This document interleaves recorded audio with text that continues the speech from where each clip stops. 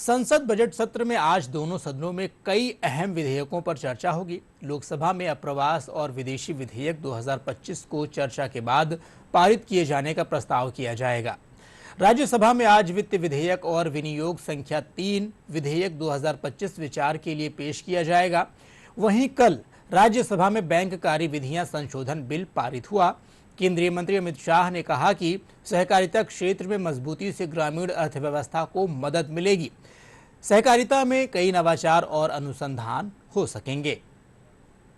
Budget सत्र के दूसरे चरण में वित्त विधेयक के लोकसभा से पारित होने के बाद से ही दोनों सदनों में विधायी कामकाज तेजी से प्रगति की ओर बढ़ रहा है। मंगलवार के बाद बुधवार को भी दोनों सदनों में अहम विधेयकों को चर्चा के बाद पारित कर दिया गया। लोकसभा में दोपहर बाद त्रिभुवन सहकारी विश्वविद्यालय विधेयक 2025 चर्चा के बाद पारित कर दिया गया। इस बिल पर चर्चा का जवाब देते हुए गृह मंत्री अमित शाह ने कहा कि सहकारिता क्षेत्र को मजबूत बनाने के मोदी सरकार के प्रयासों का यह एक बड़ा प्रयास है। इससे ग्रामीण अर्थव्यवस्था सशक्त होगी, स्वरोजगार और छोटी उद्यमिता इसका विकास होगा, सामाजिक समावेशन भी बढ़ेगा और नवाचार और अनुसंधान में भी कई नए मानांक गढ़ने के लिए मौके उपलब्ध होंगे और एक प्रकार से सहकारिता की भावना से युक्त और आधुनिक शिक्षा से लैस एक नया सहकारी नेतृत्व, कोऑपरेटिव लीडरशिप पूरे देश को प्राप्त होगी।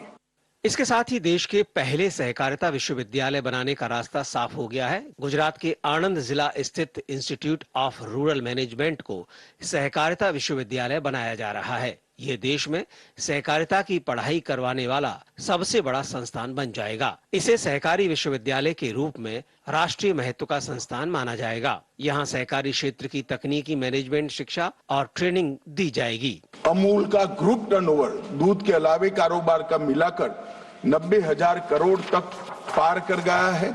गुजरात की 36 लाख महिलाओं को स्वरोजगारी देने का काम हुआ है और ये मॉडल को आज प्रधानमंत्री जी ने इस विधेयक, इस यूनिवर्सिटी को त्रिभुवन सहकारी यूनिवर्सिटी नाम देकर त्रिभुवन दास पटेल को बहुत बड़ी श्रद्धांजलि देने का काम मान्य होता है।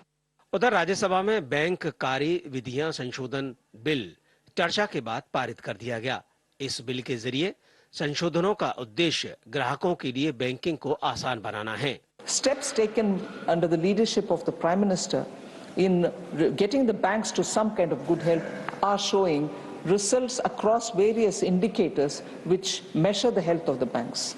Public sector banks have also recorded the highest ever net profit of 1.41 lakh crores in the previous financial year. And if that is the level at which they had achieved profitability in the net profitability in the previous year, I am confident that this coming year also India's banks will attain even greater heights. इस bill के प्रावधानों में खाता धारक अपने bank खाते या FD के लिए 4 लोगों को नॉमिनी बना सकते हैं। पहले सिर्फ एक ही नॉमिनी बनाने का प्रावधान था। इसमें नॉमिनी बनाने के भी 2 तरीके होंगे। एक तो सभी नॉमिनी को एक साथ तय हिस्सेदारी देना, दूसरा नॉमिनी को एक क्रम में रखना। इससे एक के बाद एक को पैसा मिल सकेगा। यह खाता धारक के ऊपर है कि किस विकल्प का चयन करता है। कुमार आलोक, नीरज सिंह और शैलेंद्र मिश्र के साथ ऋषि कुमार, डीडी न्यूज, दिल्ली।